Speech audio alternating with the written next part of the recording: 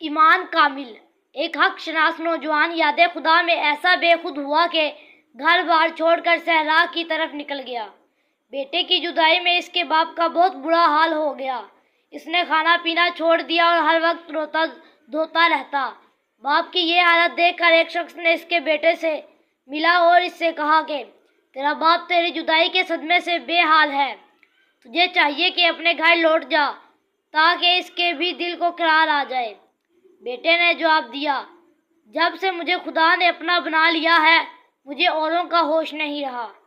اے شخص، تو مجھے گمراہ خیال نہ کر، بلکہ میں تو وہ ہوں جو اپنی حقیقی منزل پر پہنچ گیا ہے۔ اس دنیا میں کچھ ایسے لوگ بھی ہیں جنہیں فرشتہ بھی کہا جا سکتا ہے اور درندوں میں بھی شامل سمجھا جا سکتا ہے، کیونکہ وہ ہر وقت فرشتوں کی طرح خدا کی یاد میں مصروف رہتے ہیں اور درندوں کی طرح بستیوں سے دور بھاگتے ہیں۔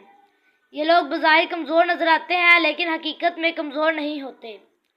حضرت سعدی رحمۃ اللہ علیہ نے اس حکایت میں دراصل قرآن مجید کی اس آیت مبارکہ کی تشریح کی ہے جس میں فرمایا گیا ہے کہ انسان کا ایمان اس وقت تک کامل نہیں ہوتا جب تک اللہ پاک کی عظمت اور محبت اس طرح دل میں رچ بس نہ جائے کہ کسی اور جذبے یا تعلق کا وجود ہی باقی نہ رہے۔